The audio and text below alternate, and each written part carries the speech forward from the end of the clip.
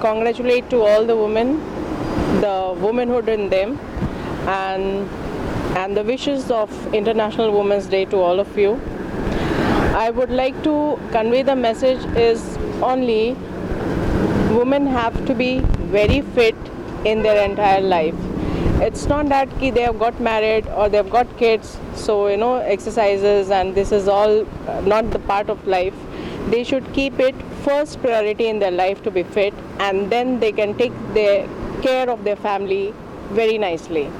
If they are fit, the family is entire fit, and the process of daily routine is much faster and much easier. Fit हैं तो hit है, इसलिए बोल सकते हैं कि अगर आप fit हैं तो आप everything is correlated mentally and physically.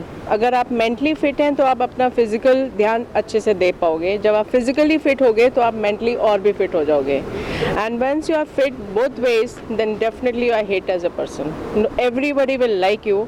I would like to suggest only one thing, love yourself, people will love you.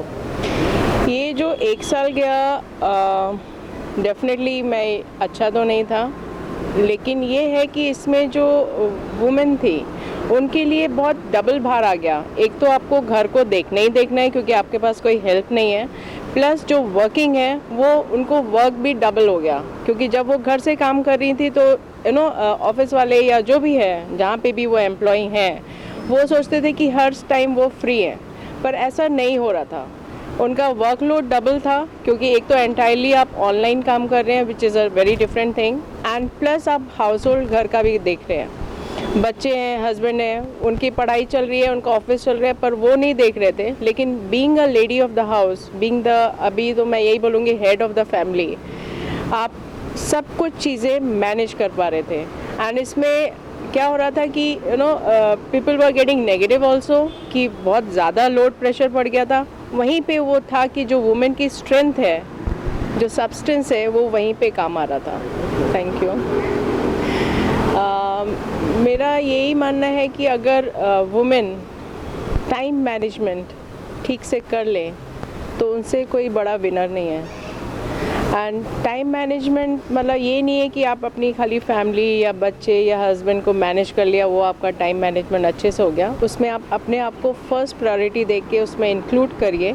आप अपनी हेल्थ पे ध्यान दीजिए, एंड थोड़ा सा स्पिरिचुअल वे में, इन द सेंस मेडिटेशन, ये आप करेंगे तो मेंटली बहुत अच्छा सा फिट होएगा, जो आप एंटायर डे आप अपना प्लान कर सकते हैं. एंड मेरा यही मानना है कि अगर पैंडेमिक के बाद जो हम लोग निकल के आए हैं एज अ विनर, कि कुछ प्रॉब्लम नहीं हुई है, ये नहीं हुआ, अपने आप को ध्यान से रखा है, घर में रहे हैं, सेफ रहे हैं रादर, तो अभी थोड़ा ही टाइम और बचा है. बोलते ना, हाथी निकल गया पूंछ रह गई है. तो अभी ये वैक्सीनेशंस आ गए हैं, उसके बाद हम लोग ऑब्वियसली बाहर हो जाएंगे पैंडेमिक के. लेकिन 1 साल जो निकला है, इससे हम बहुत कुछ सीख गए लाइफ में कि हमको हमारी ज़रूरतें बहुत कम हैं, हमने उसको बना के रखा हुआ है.